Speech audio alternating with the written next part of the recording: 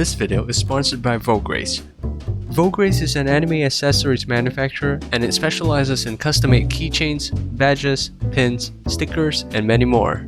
So recently, I've received some products from them and I just want to show you guys how they look like. The minimum order quantity is 1 to 3 pieces. So if you have a custom OC or a favorite anime character that you really like, you can actually customize them as keychains, badges, pins, and stickers through Vograce. All you need to do is head to vograce.com or click on the link below to purchase on their website. Domo, Atsenpai desu. It has been a while since I made a tutorial video, so today I want to teach you kohais how to draw a good line art. But before that, we gotta talk about your rough sketch first, because your rough sketch plays a very important role while you're drawing line art. This is your rough sketch, and this is your drawing after line art. The draft looks pretty good, but for some reason, it looks like dog crap when you start doing line art. Relatable? For those who are watching, let me guess. Your rough sketch is probably going to look like this, or this, or this, because you can't draw shit. But senpai, there's a reason why rough sketch is called rough sketch. Mine just got a little bit rough, that's all. Also, aren't there many sensei's rough sketches look rough too? Oh my dear Ahukun, you have completely misunderstood. Some professionals tend to have a messy rough sketch, but it doesn't mean that if you follow their footsteps you can also draw as good as them. Heck, some of them don't even do rough sketches at all. Pros be like, haha, drafting? I don't even need it. So the question is, why does your line art look like dog crap, and the professional's line art look like god crap? What exactly went wrong? It's because you did not drink enough water. I'm kidding. It's because you did not pay enough attention when drawing the rough sketch, and this causes you to lose your way when drawing line art. What is a bad rough sketch? Well, let's use this as an example. If we look at the arm, a single line is composed of many disconnected lines, and because of this, your line art would not be well defined and clear. Also, you might end up drawing unnecessary curves and angles all over the place. Same goes for this draft too. Although the lines are connected, there are multiple strokes and they are very thick, like Polnareff. The line is supposed to be this thin. Drawing multiple strokes tends to confuse your monkey brain, making you believe that your sketch is good when it's actually not. So, how do we solve this problem? Try to draw the lines as clear as possible when you're doing the rough sketch. That's it? Yes, that's it. Stop repeating the same strokes, stop drawing disconnected lines, and try drawing smoother lines. Or simply, just be better at drawing. Onto the second method, drawing a second draft before moving on to line art.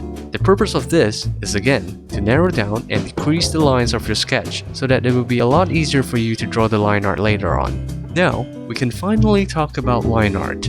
In this section, I'm going to list some of the problems that almost every beginner have faced when it comes to drawing line art, and I'll suggest a few solutions. Well, I can't blame you guys for having shaky hands, because you're terrified of how ugly your drawing is.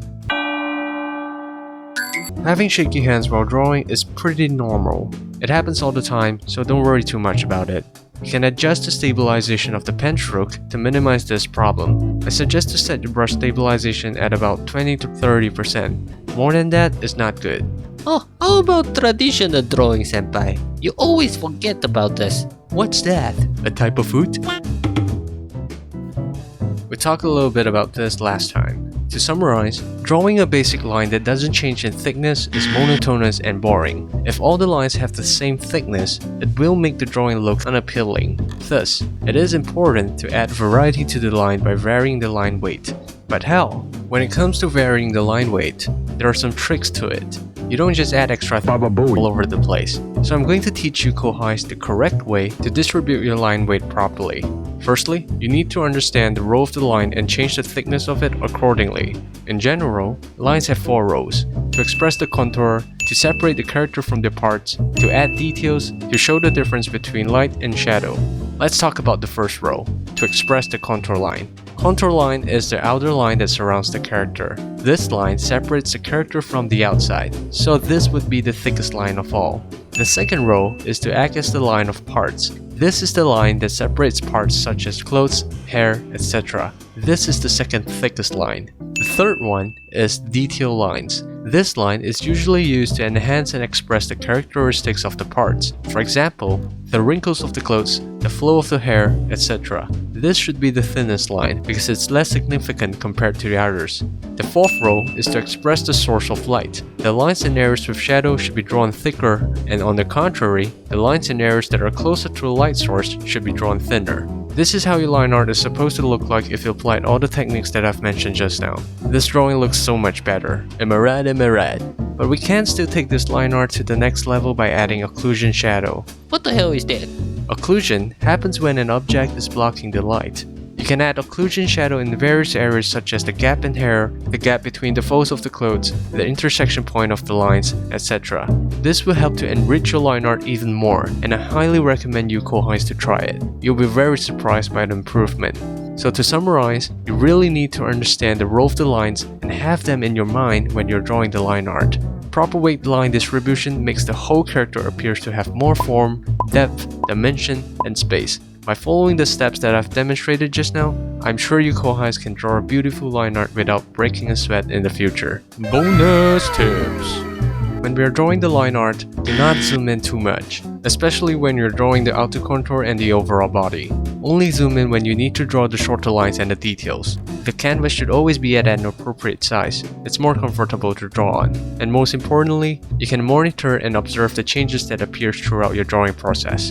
Now I hope with this tutorial, you Kohais were finally able to draw some decent line art.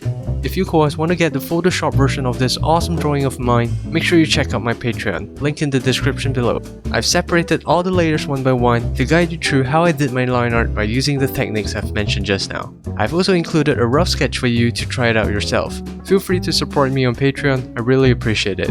Please drop a like, subscribe to my channel, and follow me on Twitter. DM me if you want a commission from me. Alright, that's all from me. Jana Kohais.